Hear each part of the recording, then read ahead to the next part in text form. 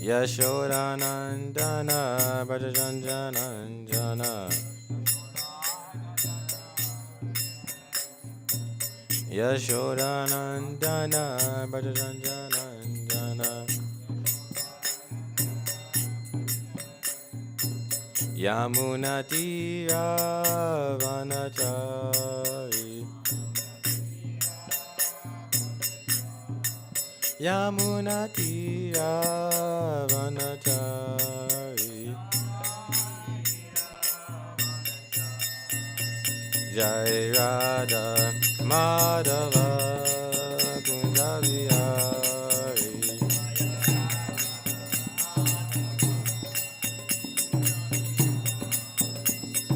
Gopi Jana Vallabha Giridhari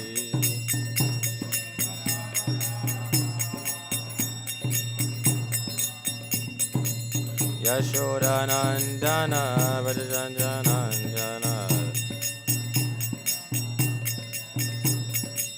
Yashodanandana Brajanjanandana Yamunatira Vanachari Yamunatira Vanachari Jai Radha Madhava Kunjavihari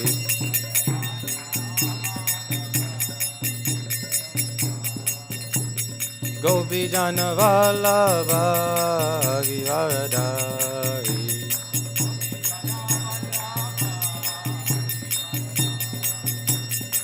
Yashodanandana Brajanjanandana Yashodanandana Brajanjanandana Yamunatira Vanachari Yamunatira Vanachari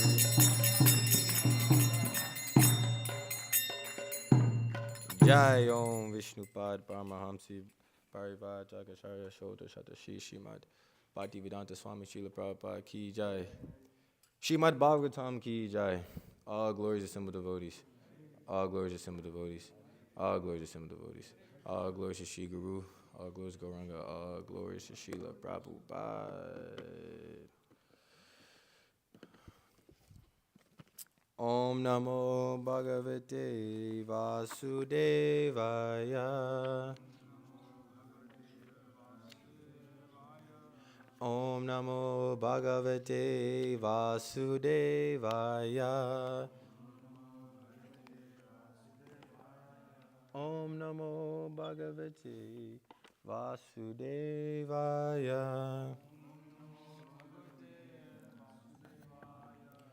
We are reading from Canto 3, Chapter 11, titled Calculation of Time from the Atom, text number 14. We're going to chant the individual Sanskrit first. Samvatsaraha,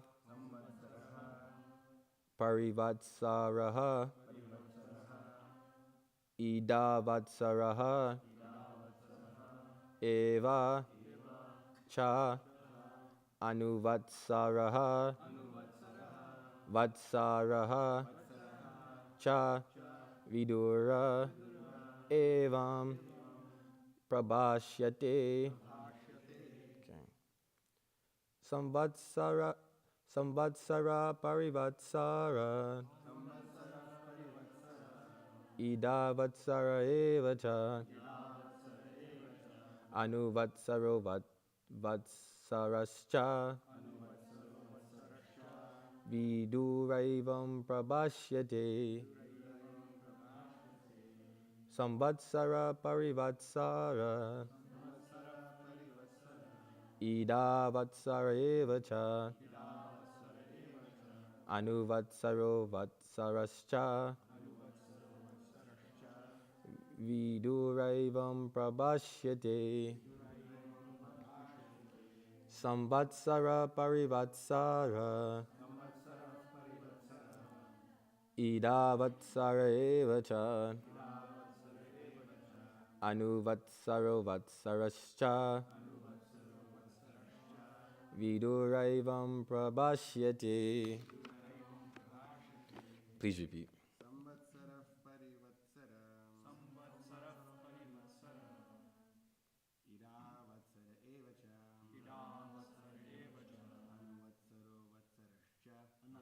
vatsarascha. Viduraivam prabhashyate. Samvatsara parivatsara. Vatsara. Vatsara evacha. Anuvatso vatsarascha. Viduraivam prabhashyate. Samvatsara parivatsara. Ida vatsara evacha. Anuvatsaro vatsarascha. Viduraivam prabhashyate. Samvatsara parivatsara. Ida vatsara. Anuvatsaro vatsarascha. Viduraivam prabhashyate. Okay, Mataji. Hey, Prabhu, can you turn this down? It's too loud. Samvatsara parivatsara. Ida vatsara evacha. Anuvatsaro vatsarascha. Viduraivam prabhashyate. Samvatsara parivatsara. Ida vatsara evacha. Anuvatso vatsarascha. Prabhashyate. Samvatsara parivatsara. Idat vatsara evacha. Itane vatsarascha. Viduraivam prabhashyate. Okay, word for word. Samvatsaraha. Orbit of the sun. Parivatsaraha. Circumambulation of Brihaspati. Ida Vatsaraha. Orbit of the stars. Eva, as they are. Cha, also. Anuvatsaraha. Orbit of the moon. Vatsaraha. 1 calendar year. Cha, also. Vidura, O Vidura. Evam, thus. Prabhashyate, they are so told. Translation and purport by His Divine Grace, Srila Prabhupada Ki Jai. Translation. There are 5 different names for the orbits of the sun, moon, stars, and luminaries in the firmament, and they each have their own samvatsara. Purport. The subject matters of physics, chemistry, mathematics, astronomy, time and space dealt with in the above verses of Srimad Bhagavatam are certainly very interesting to students of the particular subject. But as far as we are concerned, we cannot explain them very thoroughly in terms of technical knowledge. The subject is summarized by the statement that above all the different branches of knowledge is the supreme control of Kala, the supreme representation of the Supreme Personality Godhead. Nothing exists without him, and therefore everything, however wonderful it may appear to our meager knowledge, is but the work of the magical wand of the Supreme Lord. As far as time is concerned, we beg to subjoin herewith a table of timings in terms of the modern clock. 1 Truti is an eighth of 13th 500th of a second. 1 Veda is an eighth of 1/35th of a second. 1 Lava is an eighth of a 45th of a second. 1 Nimisha is an eighth of 15th of a second. 1 Kshana is an eighth of a fifth of a second. 1 Kasta is 8 seconds. 1 Lagu 2 minutes. 1 Danda 30 minutes. 1 Prahara is 3 hours. 1 day is 12 hours. 1 night, 12 hours. 1 paksha is 15 days. 2 pakshas comprise 1 month, and 12 months comprise 1 calendar year, or 1 full orbit of the sun. A human being is expected to live up to 100 years. That is a way of controlling measure of eternal time. The Brahma Shemita 552 affirms this control in this way. Yak chakshur esha shavita shakala grahanam rada samasta shura murtir ashesha tejaha yasyagnaya brahmati sambrita kala chakro govindamadi purusham tamaham bhajami. I worship Govinda, the primeval Lord, the Supreme Personality Godhead, under whose control even the sun, which is considered to be the eye of the Lord, rotates within the fixed orbit of eternal time. The sun is the king of all planetary systems and has unlimited potency in heat and light. Oh my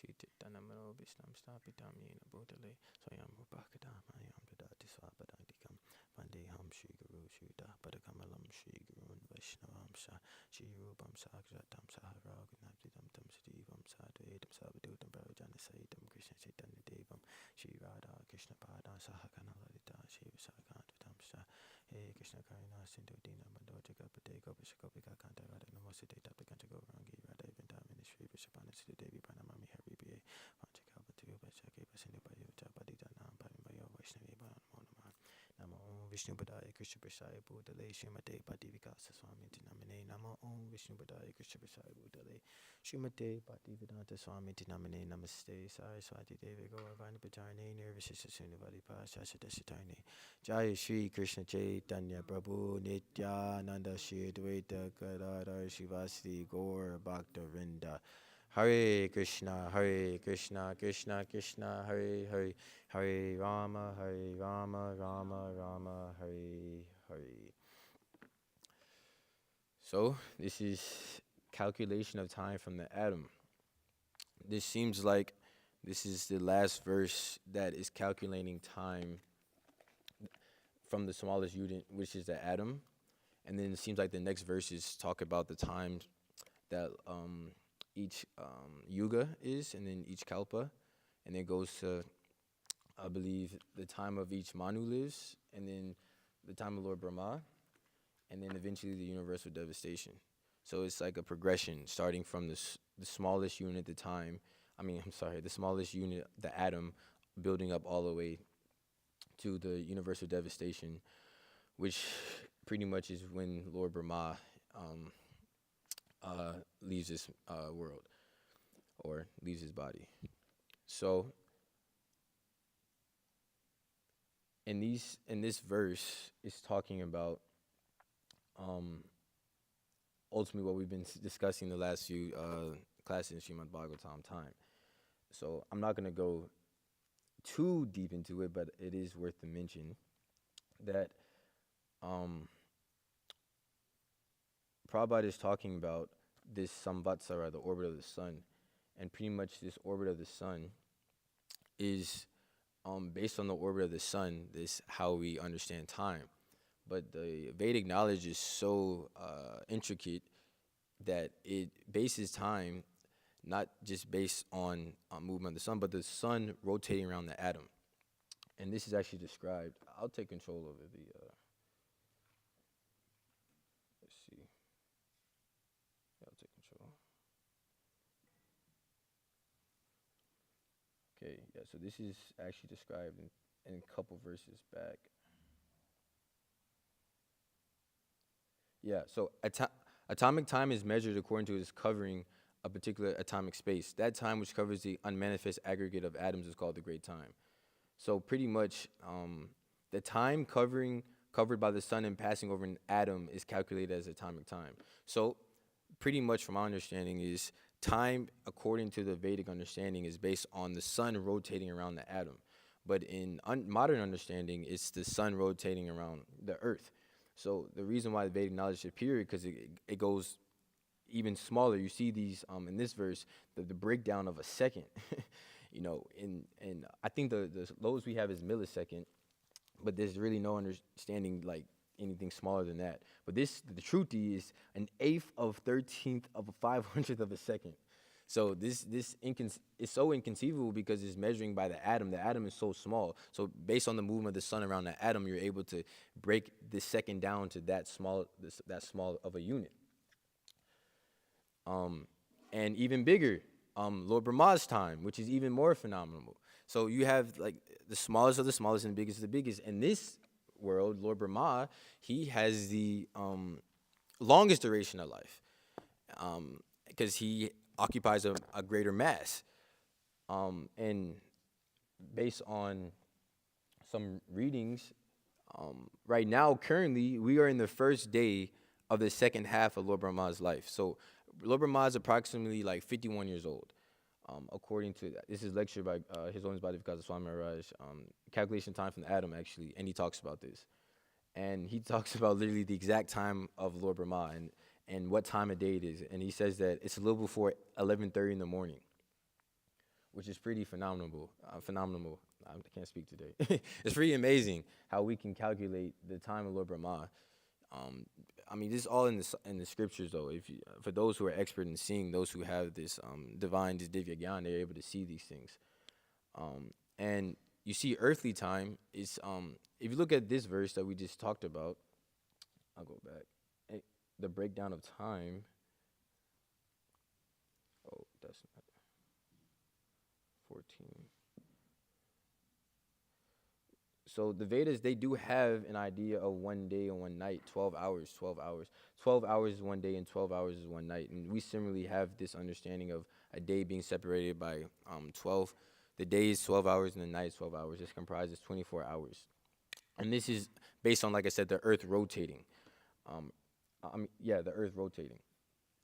And you break down it again, then you have 1 hour, 60 minutes, and then you divide it again, you get a second. So, like I said, but that's pretty much where the the modern conclusion of time stops. It stops pretty much at measuring the second. But the Vedic knowledge is superior because, like I said, it gets into these intricacies. And in this verse, Prabhupada says that the subject matters of physics, chemistry, mathematics, astronomy, time and space dealt with in the above verses of Srimad Bhagavatam are certainly very interesting to students of a particular subject. So this is interesting. Prabhupada is not necessarily saying that these things are mundane knowledge, but he is saying that it is very technical. But the Srimad Bhagavatam is all-encompassing. It encompasses physics, it encompasses astrology, astronomy, science, whatever you have it. I think in the first canto of the Srimad Bhagavatam, Prabhupada says that whatever you're interested in, Srimad Bhagavatam affords it. If you're interested in poetry, it has that. If you're interested in philosophy, it has that. If you're interested in history, it has it. So the Srimad Bhagavatam is all encompassing. It encompasses all branches of knowledge. And you can dedicate your whole life just to one branch of this, one branch of the knowledge delineating the Srimad Bhagavatam. And studying the knowledge in itself is not Maya. People think, I remember when I was first going through it, I was like, why is this important? It's just some calculations, why would this be important? But it's important because it's in the Vedas. It wouldn't be in Srimad Bhagavatam if it's not important. I mean, ultimately, even Prabhupada is saying it's very technical, but we should at least try to wrap our minds around how to understand it. Ultimately, the whole point of Srimad Bhagavatam is build our intelligence. The reason why we're so far away from Krishna actually is because our intelligence is covered by the three modes of material nature. The spirit soul, it's described that the intelligence is next door neighbor to the spirit soul. And through the workings of the intelligence, we can, the endeavor to try to understand this refines your intelligence. Even if you're not able to understand it fully, just the endeavor in itself is purifying. So back to my point, the Srimad Bhagavatam is all encompassing with different branches of knowledge. Nonetheless, the goal of all of mathematics and mathematics, astrology, astronomy is to understand Krishna. This whole point of this chapter is to get you to understand that we are trapped, as long as in the material world, we are trapped under the time factor. And the way to get out of the time factor is surrender to Krishna. That is the whole point of this chapter. Nonetheless, if you want to study this, that is, it can be encouraged, but you have to do it with the mind of understanding that this is meant for coming closer to Krishna. And the Vedic knowledge is such that all branches of knowledge lead us to Krishna. You see Lord Chaitanya Mahaprabhu, he was teaching grammar. And he taught grammar in such a way that his students were able to come to Krishna consciousness just by teaching grammar. And this is pretty phenomenal because through one subject you might think is mundane, through proper understanding of how everything is related to Krishna, you can relate anything to Krishna. Anything you can relate back to Krishna. But the problem with the neophyte is they try to materialize everything. That's why the neophytes are encouraged to worship the deity, because they have a material conception of God, they have a material conception of spiritual life, and when they worship the deity, they realize that the form of the deity is not, it might appear out of material elements, but it's ultimately fully spiritual. So the greatest fault in neophyte is they try to materialize everything. And similarly with the knowledge of Srimad Bhagavatam, we try to materialize this to make it suit to our own mundane intelligence. But when we spiritualize this understanding, we can understand that it all relates back to Krishna. This is not anything that's just a deviation from surrender to Krishna. Everything, when viewed in the proper vision, can be related back to Krishna. And this is why the Vedic culture is supreme. Because in modern education, when we study astrology, when we study these topics, we become more atheistic, actually. But when we study, the devotees, we're studying time, right? And then you see people in school are studying time. But when they study time, they're not coming to the level of surrendering to Krishna, but we are. The Vedic knowledge is meant for that. And even anthropologists, they actually have, they've said that you can study the complexity and superiority of a culture by studying its language. Actually, this is actually pretty known in the anthropology field, that by studying a particular language of a culture, you can see how advanced that culture actually is. And it has been delineated that Sanskrit is one of the most complex languages. So, therefore, by deduction, because Sanskrit is one of the most complex languages, it's one of the oldest languages, it affords the highest culture. Just looking through anthropology, you can come to that conclusion. One branch, any branches of knowledge, you can come to understand that the Vedic culture is supreme.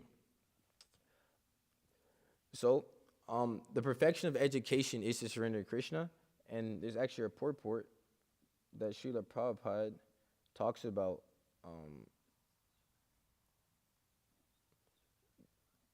So this is Srimad Bhagavatam 1.5.22. Prabhupada says in the translation, learned circles have positively concluded that the infallible purpose of the advancement of knowledge, namely austerity, study of the Vedas, sacrifice, chanting the hymns, and charity, culminates. All this knowledge culminates in the transitive description of the Lord, who is defined in choice poetry. And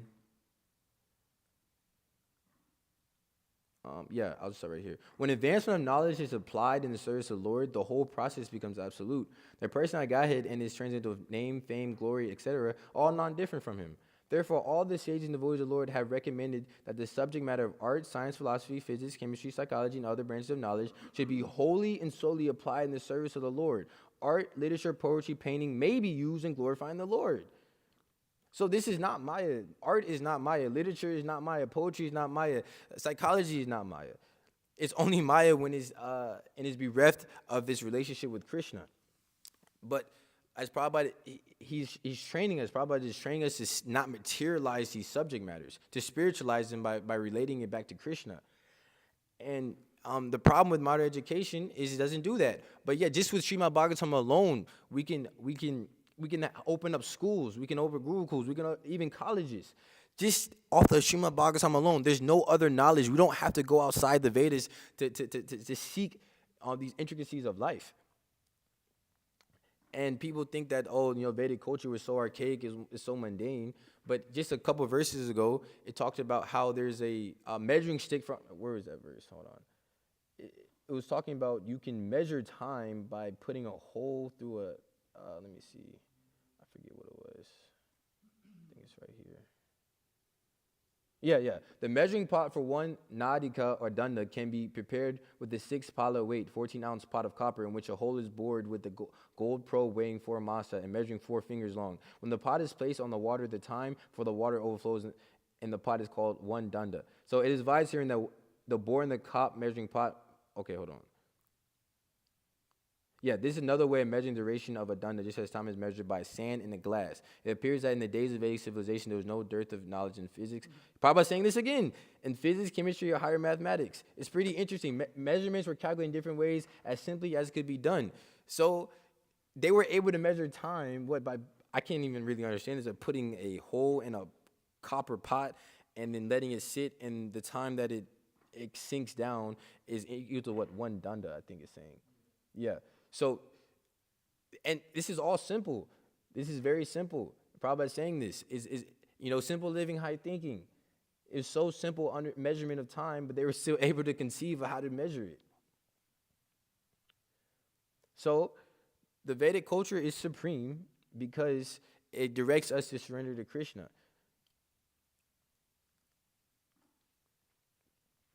Not only does it is it supreme because it directs us to surrender to Krishna, but it helps us understand that God does exist. The proof of God. His Holiness Bhaktivedanta Swami Maharaj was saying the proof of God exists by experiencing Him. So you understand God, because people want to say, where is God? I want to see God, I want to see God. But you see God by experiencing God. And you can only experience God fully in Kali Yuga by the chanting of the Hare Krishna Maha Mantra or chanting the Lord's holy names. By chanting the Lord's holy names, there's no other way. By chanting the Lord's holy names, that is the only way to attain perfection. If you're not chanting the Lord's holy names, you're considered a pasundi, which pretty much means how do you say it? Pasundi, right? Pashandi. So pretty much a pashandi is pretty much is a demonic person who's failed to surrender to God, pretty much, in a nutshell. So by not chanting the Hare Krishna Maha Mantra, and the thing is, just by chanting, we can understand these subject matters. We don't have to independently try to cultivate knowledge outside of because the culmination of all knowledge is chanting, actually. So by chanting the Hare Krishna Maha Mantra, not only do we understand the knowledge come, but also good character qualities come from that as well. If we're struggling with humility, chant the Hare Krishna Mantra. If we're struggling with tolerance, chant the Hare Krishna Maha Mantra. If we're struggling with whatever, lust, greed, anger, chant the Hare Krishna Maha Mantra. Because the Maha Mantra is the culmination of all knowledge. All knowledge is directing us to chant the Hare Krishna Maha Mantra. So we don't have to independently cultivate good qualities outside of that. There's so many people who are trying to cultivate, these good qualities in the material world, but they end up being more and more demonic, actually. So the proof of God exists is by experiencing Him, and the Vedic culture allows us to experience God fully. And because it has a sense of community. When I was in India, we were in South India, I forget what temple we were at. We were just walking, and randomly this Mataji just invited us in her home to take milk with her, and because she was saying, oh, you're a Vaishnava, I'm a Vaishnava, I want to give you something.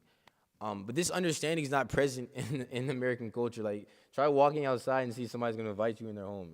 If anything, you'll be shot. You're trying to go into somebody's property. But the Vedic culture affords this sense of community, and this sense of community is necessary for the gradual progression of Krishna consciousness, especially in Kali Yuga. So the sense of community is afforded in the Vedic culture, and it's encouraged, actually. And especially when it comes to establishing farm communities, this community is very, very important. I was just thinking about this pastime of the churning a milk ocean. How pretty much the whole pastime was really just to facilitate the enjoyment of Krishna. If you really think about it, like, what was the purpose of the pastime? It was all to facilitate the enjoyment of Krishna. That's the whole pastime was for that. And so many things happened. They were carrying the Mount Sumeru, I think, and it crushed the demons, and then Krishna like revived them, and then they put the mountain on the water, but then it started to sink, and then Lord Kurma came and they started itching Lord Kurma's back. It was all for his enjoyment. It's all for his enjoyment. Anyways, in that pastime, it talks about how, because it was the demons, it was the demigods, and it was like the what's the snake creature? Yeah, Vasuki. Yeah. So it made a Prabhupada. I think Sukadeva Goswami Prabhupada is making the point that Krishna. Yeah, I think Sukadeva Goswami, that Krishna was empowering each entity according to the mode of material nature they were in. So the demigods were being empowered through the mode of goodness to work, because they were all had the same common goal. They were trying to get the nectar from churning the ocean. They all had the common goal, and they're all working together. The demons and demigods and the Vasuki, they all had the common aim of churning the milk ocean. For them, they wanted to get some nectar, but for Krishna, ultimately, it was for his enjoyment. So in this pastime, like I was saying, the demigods, they're naturally in the mode of goodness, so Krishna empowered them to work in the mode of goodness because he saw they were getting tired. I mean, they're doing this for like a long time. They were turning it. They were getting tired. So Krishna empowered them in the mode of goodness. The demons are in the mode of passion, and he was empowering them in the mode of passion. And then the snake creatures, they were empowered in the mode of ignorance. So it's interesting in our Varnashram farm community, everybody's not going to be situated in mode of goodness. Nonetheless, if we all have the common goal and objective, Krishna will empower us through the modes of material nature, depending on our certain psychophysical nature. And he will empower us to work as long as we have the same common goal. The beauty of this pastime is that they were all working for the same common goal. Once religious or spiritual movement starts to have different goals, the movement starts to depreciate. So we have to keep the common goal in mind. Ultimately, Varnashram Dharma, even the establishment of this, is all for the pleasure of Krishna. He established the Chaturvarna Mahashreshtam. He's the creator of the 4 divisions of human life. And by working in this Varnashram Dharma system, it's ultimately for his enjoyment, actually. And we have the common goal of trying to facilitate his enjoyment. He will empower us through whatever respective mode of material nature we are in. But like I said, it all is based off the understanding of this community of the Vedic understanding. And in our Varnashram farm communities, we will have educational centers to train our youth to actually be more advanced than whatever age group they're in the category. Nitya Gaur Prabhu was telling me that in his and what's in New Goloka, he was saying that the kids there, they're ready to take college level classes at the age of like 15 or something like that, because they have some teaching of Vedic culture and Vedic knowledge alongside of whatever knowledge they're teaching there. But the point is, you become more advanced actually by surrendering to the Vedic understanding, the Vedic culture. You become more advanced. You become more advanced and more knowledgeable than your counterparts, which is why it's important to reestablish it. And there was one actual anecdote in Transcendental Diary where Prabhupada, he was, I think this was in Toronto or Detroit in 1976. It was one Bhakta, I think Bhakta Jean, and he was coming to Prabhupada and he said that he came from a Catholic background. And in that tradition, he said that there were like Catholic mystics, like mysticisms, like mystics, and then there's those who were like traditionalists. And this Bhakta was saying that the traditionalists, they have polluted the Catholic tradition because they're just focused on tradition, but the mystics are like trying to rise above tradition. And Prabhupada like pretty much stopped him right there. He said, actually, no, our movement is based on tradition. Yeah, there's some aspects of transcendentalism in our movement, but Prabhupada said our movement is based on tradition. And he said, Tatat Karma Pravartanat, that by following the rules and regulations laid down by our predecessors acharyas, this is how we attain success in Krishna consciousness. It might seem like we're some New Age movement with practicing some New Age yoga and some doing like some yoga mysticism, and it might seem like that because we're chanting, we're dancing, and all this other stuff. But ultimately, this is all based on tradition. Actually, we're not doing anything new. We're not doing anything new. The clothes we're wearing, the dhoti and tilak, this has all been handed down through our predecessor acharyas. And Prabhupada makes the point that this sense of traditionalism is what is carrying this movement forward, actually. And the more we break down this sense of tradition, is the more we will lose the ability to push forward the Christian consciousness movement. Because the tradition, it says it right there in the nectar of instruction. Tata karma prarthana. We have to follow the rules and regulations. If we want to actually attain success in bhakti yoga, we have to follow the rules and regulations. But by breaking in the traditions of the rules and regulations, how can we expect to attain any success in it? So we don't have to come up with new ideas.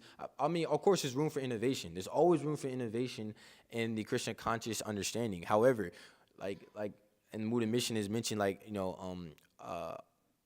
new wine in no old wine in new bottle. So it's the same thing. It's the same knowledge, just presented differently. It's presented differently, but the tradition is helping us become, of course, pure devotees, and the knowledge is helping us be samadarshana. We seeing all living entities as part and parcel of Krishna. But modern education is the opposite. It gives us kama darshana. It gives us the vision of wanting to exploit everything. We have this vision of lusting after every single thing we see. That's modern education is teaching us to lust after everything. But the Vedic culture is different. It's the complete opposite. It's seeing all living entities part and parcel of Krishna. So when we surrender to the Vedic conclusion, we can become samadarshana. We can see living entities in the proper light. But as long as we are holding on to our the modern understandings of life, then we can't expect to make any advancement in Krishna consciousness.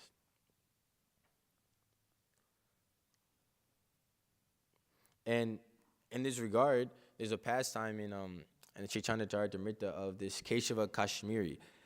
And pretty much he was Digvijayi.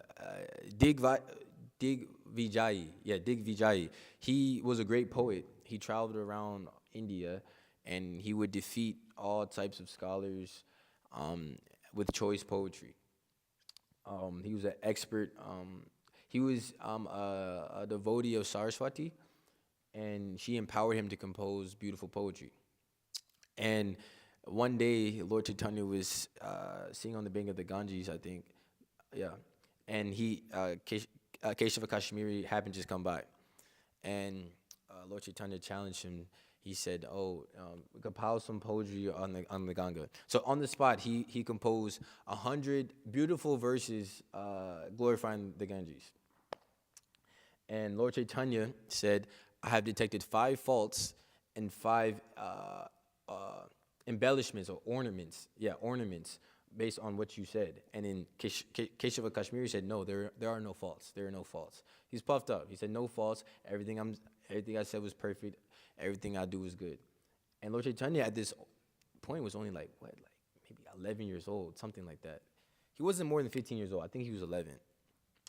And so he was this Digvijayi, he's a conqueror of, he's conquered so many great scholars, and you have this little boy telling him no, that actually what he's composing is wrong. So Lord Chaitanya explained to him, I don't remember exactly the 5 faults, but I do remember one of them was that it was some grammatical errors as far as his composition, and what was it? Yeah, he said the wife of Lord Shiva. So he said that the Ganges is the husband of the wife of the Lord Shiva, which was grammatically incorrect because it made the assumption that Lord Shiva's wife had another husband. So it was grammatically incorrect the way he composed it. I think another one was that he had alliteration. So in the second line he had 3 alliterations, but in the fourth line he had no alliterations. And Lord Chaitanya was making the point that if you have alliterations like that, it has to be consistent. And then another one was that he glorified the Ganges, but then he glorified her again. He was saying it was excess. Pretty much the point was Lord Chaitanya was able to detect faults. Even though he was a great scholar, a great poet, he was able to detect faults in his poetry. And he was surprised, Keshava Kashmiri was surprised that how could I be wrong? How could I be defeated like this? It's because he was not humble. So no matter how much of a scholar you are, no matter how much erudition you are, as long as you're not humble, you're bound to make faults and mistakes, actually. And it's interesting because Lord Chaitanya made a point that Even if you do compose poetry, 100 lines, one line with a fault destroys the whole poetry. The whole poetry is stained with imperfection. And he made the analogy that just how a king, he might have nice ornaments and jewels, but one spot of white leprosy ruins the whole body. You can have all these ornaments on your body, but one fault on the material platform ruins that reputation. And this is such in the material world. We want to be great in the material world, but one small fault, people will drag you. People will try to humiliate you. So what's the point of trying to be great in the material world? What's the point? What's the point of trying to be ambitious in the material world? One small fault, people will grill you. So this ambition to maintain the material world is facilitated by modern education. Modern education is teaching us to be ambitious in the material world and to endeavor in that ambition. However, the greatest ambition is to be a humble servant of God. This is the greatest ambition. The greatest ambition is to be a humble servant of Krishna. And endeavor, and the devotees, they endeavor for that.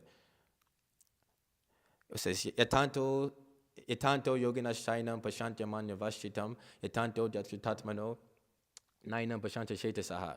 That the devotee, they endeavor for perfection, and their endeavors are the endeavor by the bhakta is the only endeavor that produces any fruits. The endeavor by the yogis and the mystics, they cannot see how being ambitious in the material world leads to constant birth and death. But the ambition of the devotees leads to that. It leads to being samadarshana, to be on the Brahmabhuta platform. Brahmabhuta prashanatma nashojishi nakankshiti, samarbhuteshu sarveshu, sama sarveshu bhuteshu, mat bhaktim labate param. Right? Yeah. So pretty much, we can't even begin to even have a reciprocal relationship with Krishna unless we're on the Brahmabhuta platform, actually. We can, when we're neophyte, we approach it, but we're committing so many offenses. But once we attain the Brahmabhuta platform, we can actually have a reciprocal relationship on the spiritual platform. But it comes by not hankering, not lamenting. As long as we're ambitious, we're going to be hankering and lamenting. As long as we're ambitious to be in the material world, we're always going to be hankering and lamenting. Navani-Hoda Prabhu was making this point that what can you do in the material world? What help can you do to help people? Like I said previously, one fault in your endeavors, people will crucify you. One fault in your endeavor, people will crucify you. Even Muhammad Ali, who's the greatest boxer on the materials platform, he was one of the greatest boxers. And he didn't get drafted, and I think it was like 5-6 years or something, and he didn't, where he was pretty much in exile of boxing. He got his like boxing title ripped away, something like that. And people, he was being crucified.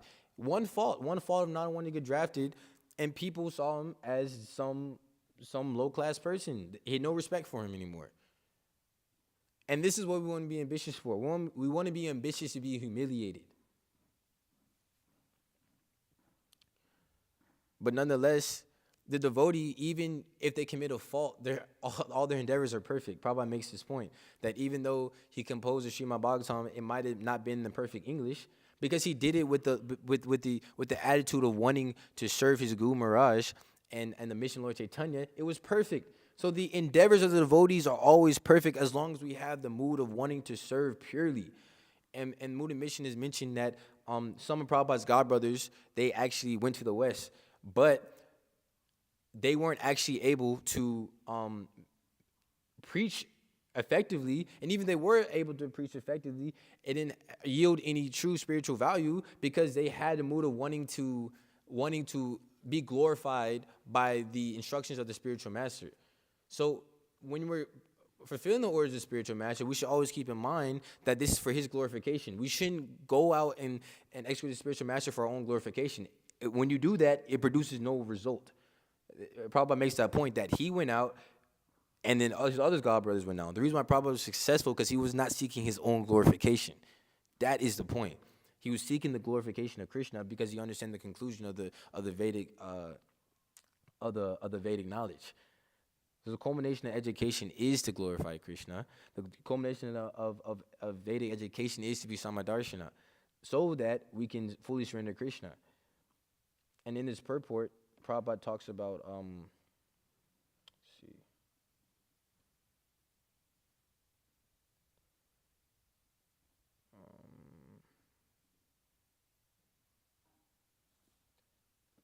okay, I talked about that already. Yeah. So Prabhupada says that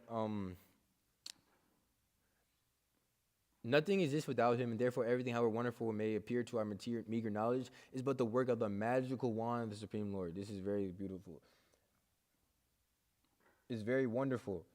However wonderful it may appear to our meager knowledge. Something might appear wonderful on the material sphere, but ultimately, it's just a spark of the splendor of Krishna.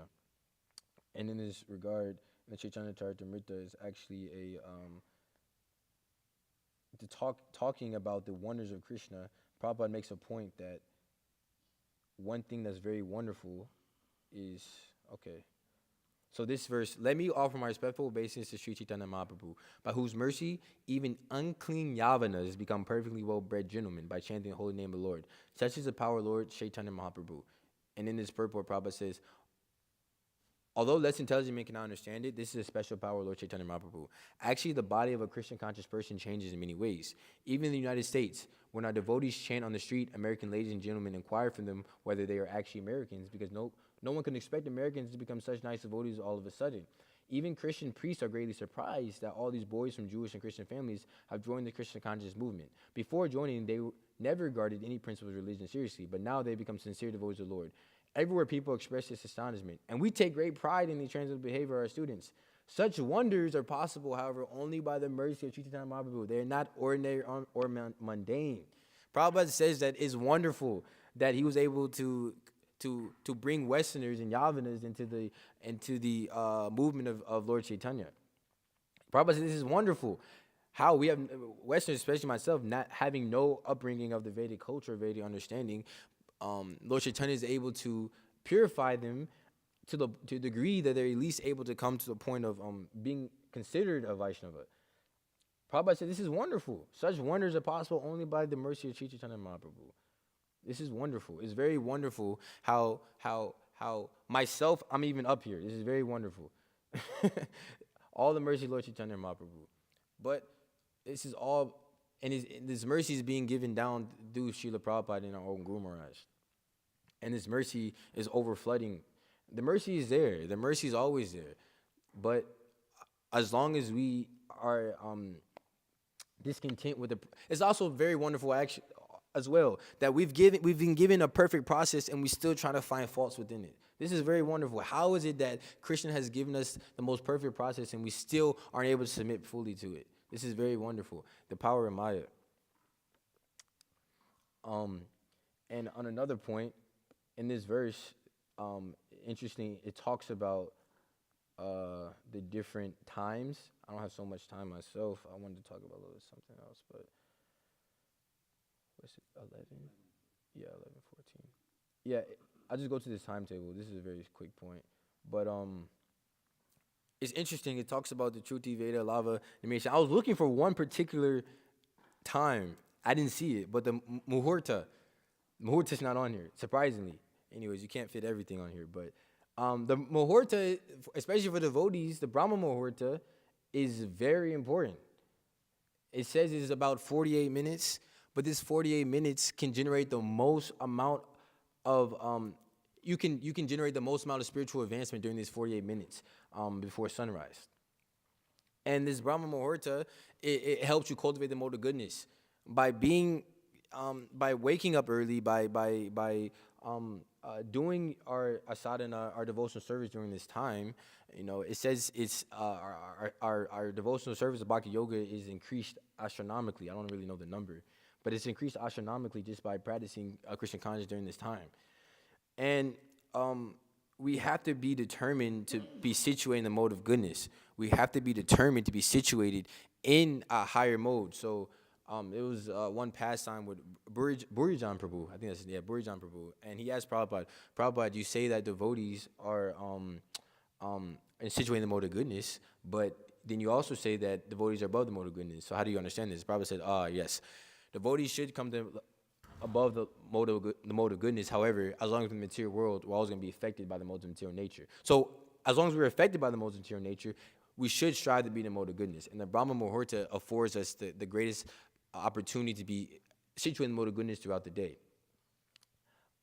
And because the mode of goodness, it generates determination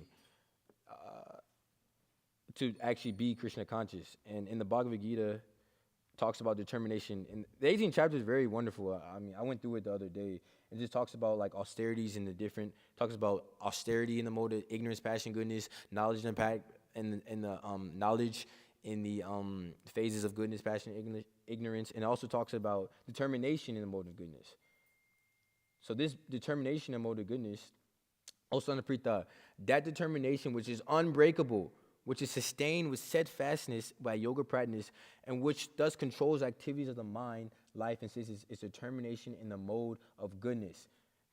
So that determination which is unbreakable, which controls activities, by being determined to be Krishna conscious, by being determined to wake up, at least in the morning, by waking up, that determination to do that in itself controls your mind. And this is a determination in the mode of goodness. And it's unbreakable. The determination mode of passion and ignorance is always faulty. It was the Vyasa Yatmaka Buddhi aka Guru Nandana. That determination that is not in the mode of goodness is many branch. But the determination in the mode of goodness of a devotee is single pointed. It's unbreakable. And we should have the determination to fulfill the orders of our spiritual master. And what is the order of our spiritual master? Well, our spiritual master has many orders. But one such order is to start farm communities, distribute books, and to distribute prasadam. And actually, in the mood and mission of Srila Prabhupada, there's actually a verse that says this. Prabhupada says that, this is Prabhupada saying this. What is the use of a temple if there's no prasadam distribution? Whoa, that's a heavy statement. Prasadam distribution on a large scale must be resumed. Such a temple where there's no distribution has no value. Temple means feeding them with prasadam. This is Prabhupada is saying if we're not distributing prasadam at the temple, what is the use of such a place? What is the use? Lord Chaitanya's movement is to chant and distribute prasadam. This is his movement. And actually, prasadam distribution is inextricably linked with farm communities, actually. Prabhupada says this, that Prabhupada says, from the very beginning, I was asking to open restaurant and farm. Produce ghee in the farm and send it to the restaurant. And make nice samosas, kachori preparations, there will be no scarcity of money. And if you organize in this way, your whole country will be transformed to Krishna conscious country. Just by prasadam distribution and farm. Prabhupada is saying right here, if you organize your country in this way, the whole country will be transformed to Krishna conscious by farms and prasadam. Prabhupada further says, farming and opening restaurants are correlative. In farming, you produce enough milk and milk products, at least ghee, and the ghee is dispatched to the restaurant in the city. And with that, you prepare first-class samosas, kachoris, vegetables, halava, so many things people will very much. You should make a stock of ghee from the farm, and if possible, open a restaurant in the city for attracting people.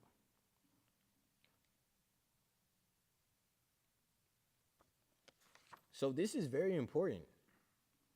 Prabhupada's saying right here, from the very beginning, I was asking to open restaurant and farm. What he said, correlative. He says they're correlative. Farming and restaurant is correlative.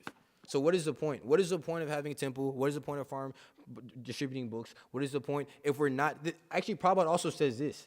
Prabhupada says, I think it was in France, I believe, Paris. I think pretty much the congregation or they had a program in France. And the people were becoming really rowdy, and they were screaming obscenities at the devotees. And then Prabhupada says that, we're giving all this high philosophy to these mlechas. What do they know? Give them prasadam and let them chant, and then they'll become qualified to understand philosophy. So we can give the philosophy to people, but without prasadam and chanting, the philosophy, it will act. I'm not saying the philosophy won't. It will definitely act, but the prasadam and chanting is the catalyst for this philosophy to actually be imbibed within their daily lives. Because without having prasadam, by taking karmi grains, your consciousness is always going to be mode of ignorance.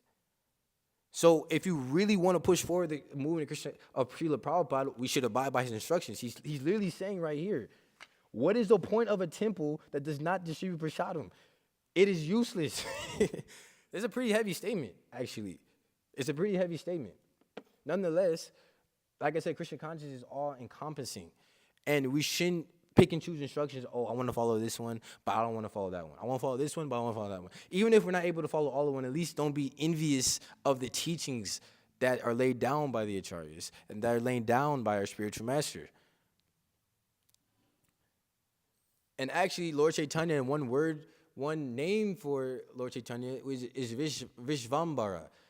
And two meanings. One is one who maintains the whole universe. Another meaning is one who feeds the whole universe. Vishvambara. Lord Chaitanya is feeding everybody. Even the elephants are getting their stock. But Lord Chaitanya is feeding the devotees through prasadam. He's nourishing us through prasadam. In one lecture, His Holiness Bhaktivedanta Swami Maharaj says that by taking Krishna prasadam, if you take it in the pure consciousness, then you can have the full effects of chanting the Hare Krishna Maha Mantra.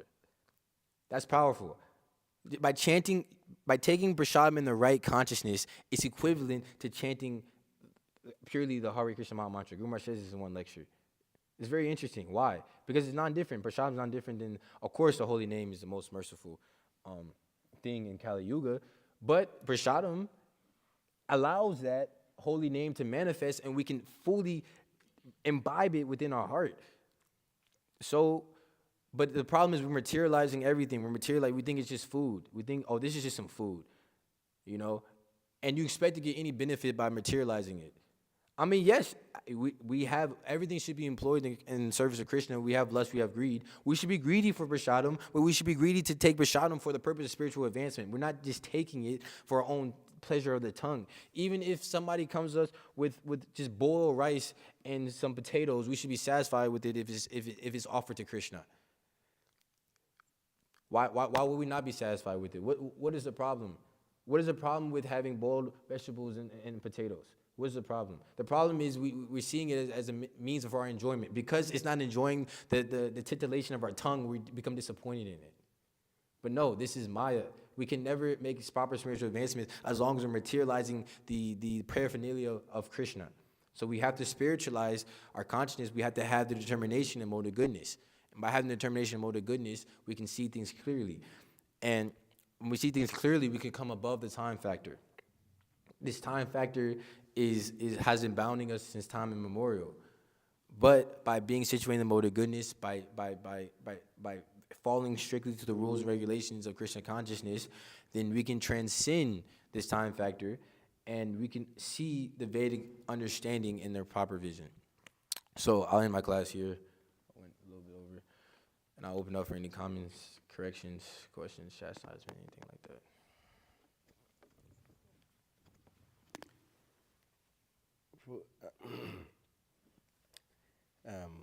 This Brahma Muhurta, there's a quote of Srila Prabhupada that he says that if you read for 1 hour in the morning, it's like reading for 5 hours. That's what it is, yeah. Right? So Brahma Muhurta, I asked Mukundata Prabhu this question also. It's actually 48 plus 48 minutes. It's an hour and a half before sunrise.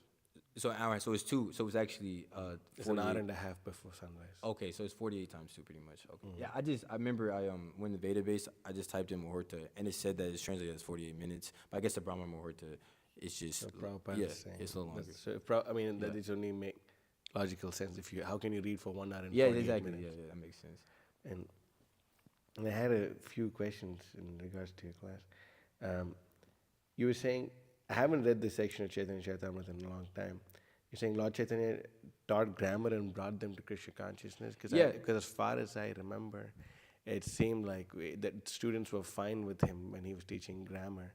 But when he went to Gaya and his ecstatic love for Krishna was awakened, and he came back and he started to tell everyone that every syllable of the Srimad Bhagavatam is meant to develop love for Krishna, they started to think that something was wrong with Lord Chaitanya, and that led him to take sannyas. So when I read it, my memory is hazy. Yeah, so pretty much it's described that Lord I can actually bring up the section while we wait, but it was saying that Lord Chaitanya, when he became a school teacher, he was teaching grammar, but by doing so he was bringing people to Krishna consciousness. I don't know what chapter this is. I'll bring it up. I think the point was that I think it's right here, I think. And then it also Prabhupada mentions the I think it's Jiva Goswami. I think it's Jiva Goswami actually has a grammar That's book. different. Harinam Vyakarana is different. Yeah. So Prabhupada mentions that in the purport to one of the verses that says that Lord Chaitanya was teaching grammar, but he was doing it.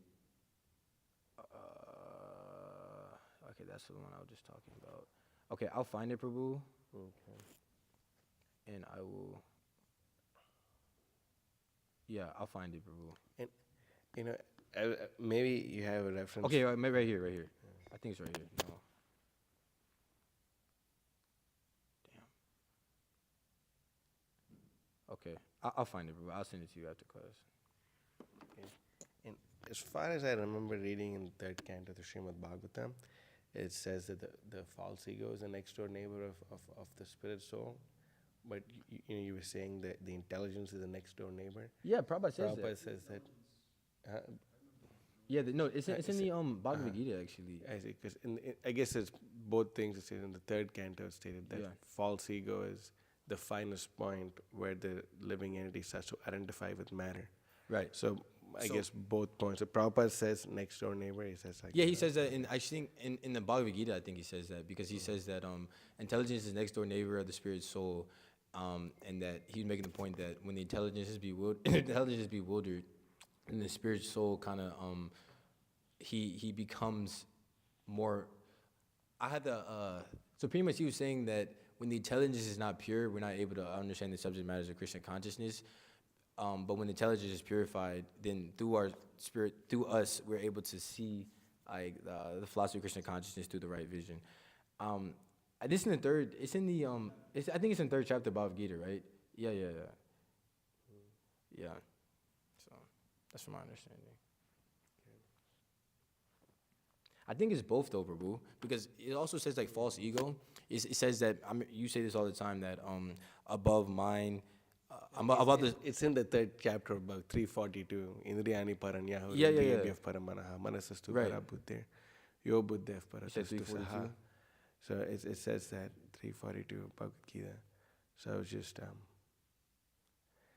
next door neighbor. I remember reading that. I don't remember. Yeah, there you go. That working is superior all matter. Mind is higher than the senses. Intelligence is Yeah. higher than the mind. So Let's see.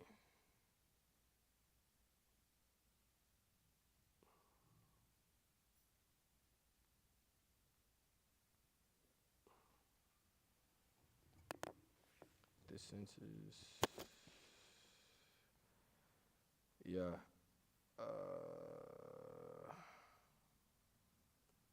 Yeah, I'm not exactly sure exactly Okay. where it's at. I mean that's the verse itself. Yeah, I'm not 100% sure though. 340, Prabhupada has a purport, Bhagavad Gita chapter 3, text number 40, where he says, next, the intelligence department becomes the capital of such lustful propensities.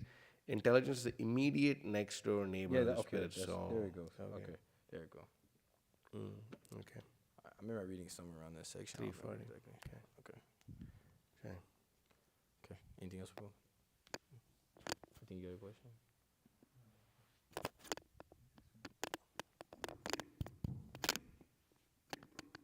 Hare Krishna. So we started out with, when you started out with explaining the time and the propensities of time and how kind of how Vedic scriptures explain, at least Srimad Bhagavatam explains time.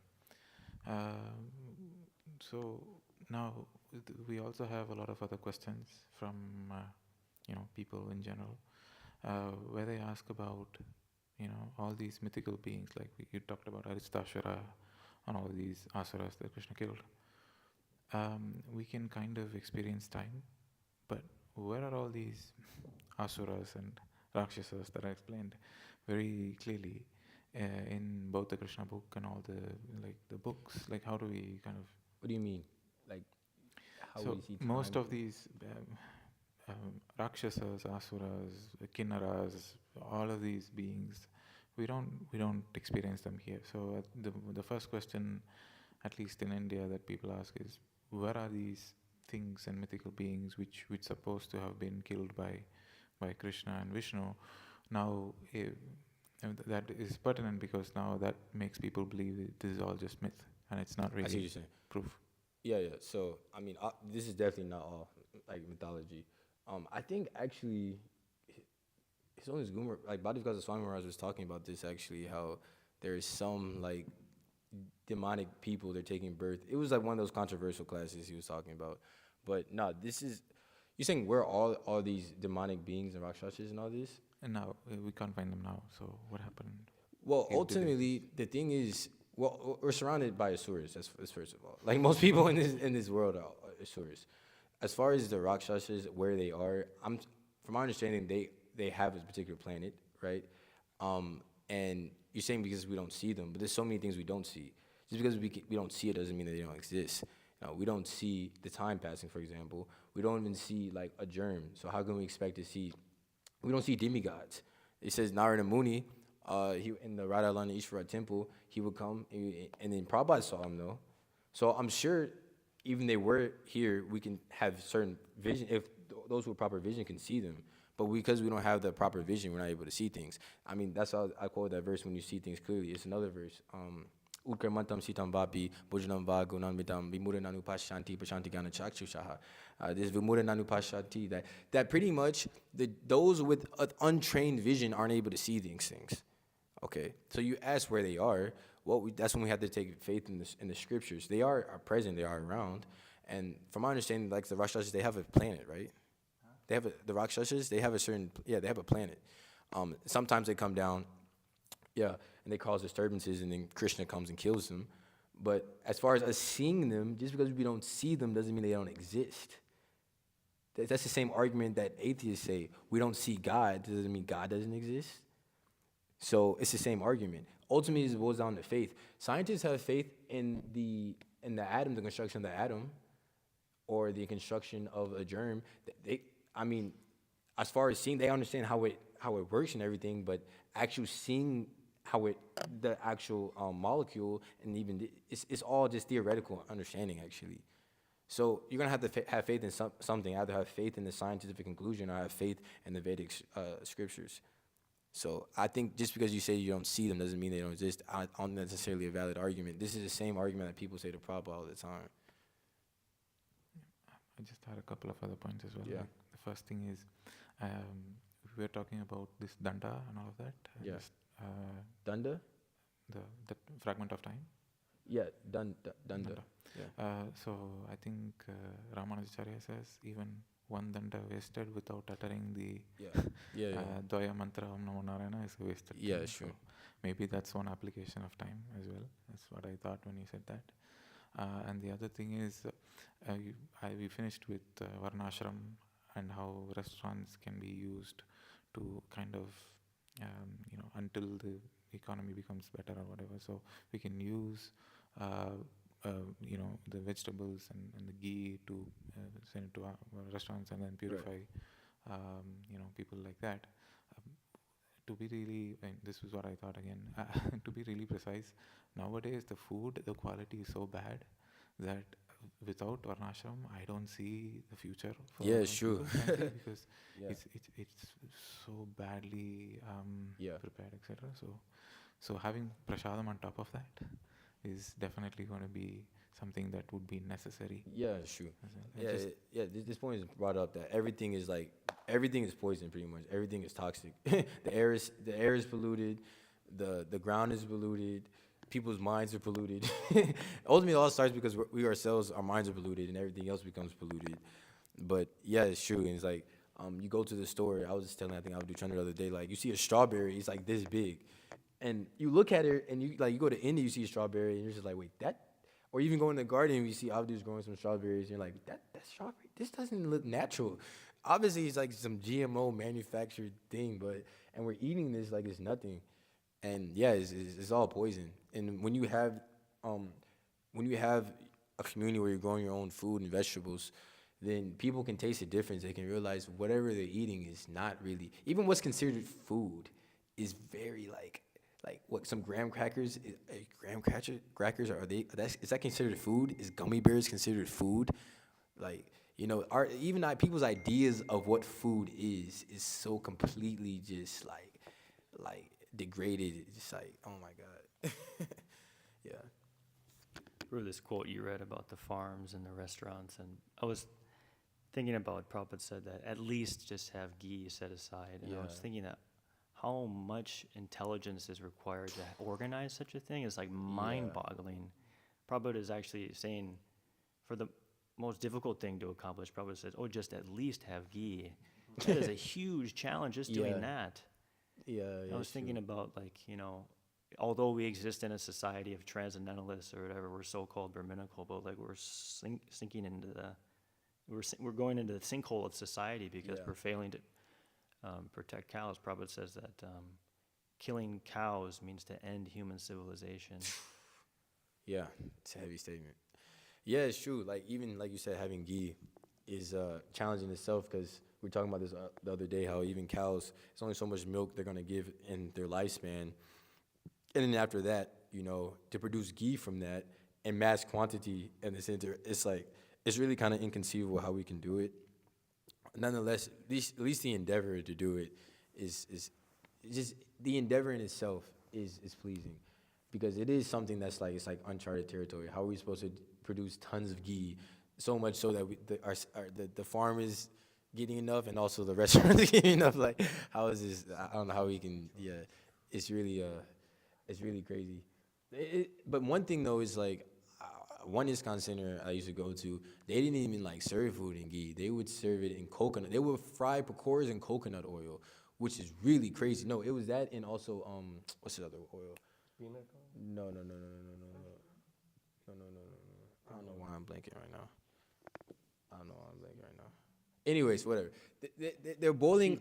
Yeah, it was some cheap oil they were boiling pakoras in. I remember I was eating it. I was getting sick. Like my stomach was hurting. I was like, why am I getting sick? I went in the kitchen one day. And I saw the oil they were using the fry the pakoras. I was like, what are y'all doing? Like this is crazy. Like, and they said they don't even use ghee anymore there because they said it's too expensive. There's so much money, and they said, yeah, it'd be brand new temple, and you can't even like have ghee for the congregation. It's really crazy. Like literally serving poison to people. Oh my Krishna. Anyways, but yeah, it's necessary. Definitely necessary to show a model of how people can live properly. Okay. Any other questions? Yes, Chitikiri Spupu. Maybe a little, just to defend that a little bit. In Hungary, most of the devotees are vegan, actually, which sounds crazy, but I respect it quite a lot, actually. Shivaram Maharaj doesn't allow any ahimsa milk products, any ahimsa dairy at the temples. So that, ahimsa ghee, of course, is allowed and encouraged. Sorry, ahimsa ghee is encouraged, and himsa ghee is banned. So, anyways, I don't know. It's quite an austerity to take up to not take milk products unless they come from protected cows, but it's quite respectable. It is, but yeah. Anyways, I It's guess an austerity and it might not be practical. I guess we would have to take a stance on it. There's going to be some like different opinions on whether you should take, because we take milk from cows that's like it's not ahimsa milk. So, but then we're not, if we deprive our diet from actually milk, we're actually depriving ourselves from B12, and then we're gonna have to take supplements actually. Point is they're gonna change that rule now. Oh, really? Yeah. Yeah, because you're gonna have to take supplement. Because if we're vegans, then okay, we live on a farm and we're not taking milk, right? Because we don't have enough milk to take. But then now we're gonna have to go in the city to get vitamins. So in one effort, we're trying to protect the cows and we're trying to live more naturally. But then another effort, we're actually going more entangled in the city and buying and giving whatever money we have to buy vitamins because we're not getting enough. Emphasis wasn't on living naturally, it was on not indulging in slaughterhouse. Yeah, that's a difficulty because it's like you said, there's only so many cows that can actually give milk, and then it comes to the point of okay, are we going to only take milk from? Because actually, our movement is not ahimsa. We're not based on ahimsa. Is go raksha? How do you say it? Raksha. You have to say. Yeah, cow protection, go Raksha, yeah. So that's the movement. It's not based just on being a himsa. It's cow protection, actually. So, yeah, when we protect the cows and we're making sure they're not getting slaughtered, we're doing our part. And as far as this ahimsa, I mean, that's just a tricky subject. I'm not qualified necessarily to take a stance on it. Maybe we can Either way, ask. it's bad. You're either not Yeah. giving your body what it needs, or you're indulging in slaughterhouse. Yeah, so, but either way, Bad. The solution is to have yeah, your own cows. exactly. And the thing is, so say we don't take it, but then you're giving money to a pharmacy or something that's also pumping out all these drugs and freaking drugging people with all this opioid crisis. So it's like it's a lose. Like you don't want to engage in like one slaughterhouse civilization, but then you're encouraging another demonic thing by giving them money. So it's like it's a trade-off. You can't have everything, of course, but I mean, me personally, my opinion doesn't make any sense. Obviously, who am I? I'm just some low-class sudra, but my opinion is we should definitely have milk as far as possible, ahimsa milk, which is very hard. It's very hard to have ahimsa milk. It's very hard to get it, but as far as possible, we should at least strive to get it. So. Well, just to, I think this doesn't work. Okay. Okay. I think there's so many arguments that I've personally heard as well, and this one argument is ultimately milk is offered, like even if it's ahimsa or himsa, ultimately if milk is offered, the cow also benefits. So are we going to say that we don't offer the milk? You know, obviously we don't have any power to control what happens in that, because we don't have our national communities, and that's the source of the problem, specifically speaking. We don't have cow farms or anything like that even.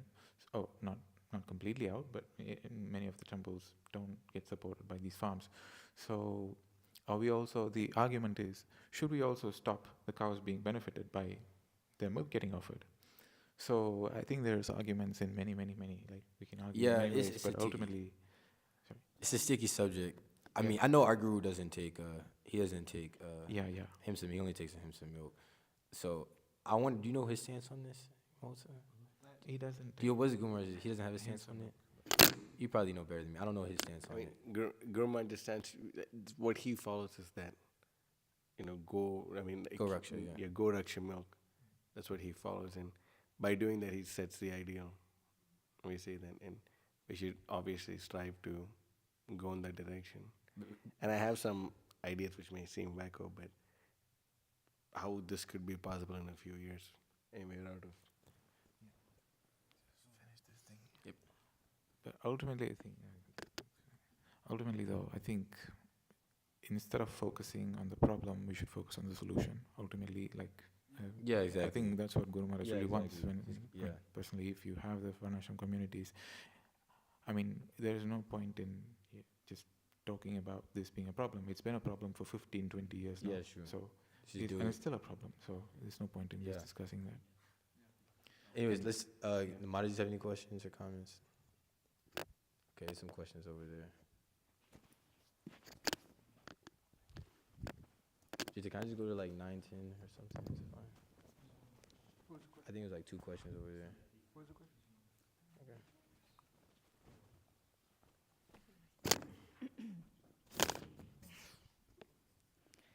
I actually had, two questions.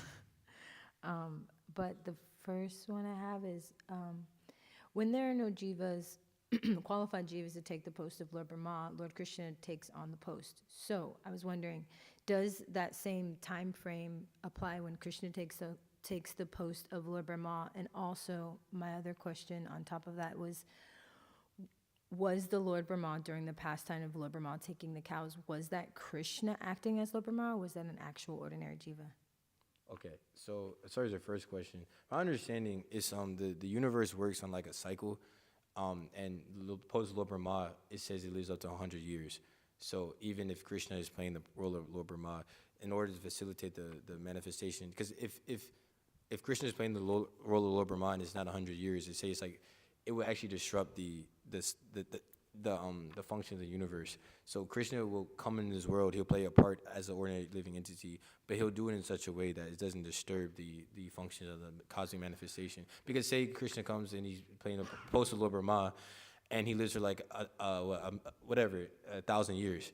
Well, in that time frame, it's like Lord Brahma when Lord Brahma leaves his body, that's pretty much when the universal devastation comes, right? So, if he would live that long, then the universal devastation, it would take longer for that to happen. Hereby, there would be because when that happens, then more and more jivas, they come in and out of the material world. So Krishna doesn't act in a way that disturbs the cosmic manifestation.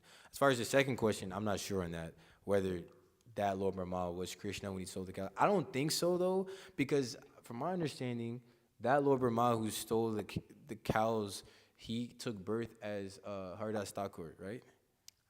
Because for his offense, that's what I heard. I heard that Lord Brahma, he took birth as Haridas Thakur for the offense of taking the cows of Krishna. So I don't think he, and this is also the same Lord Brahma in our Sampradaya, and I'm pretty sure he's a jiva. I don't think he's Krishna. So.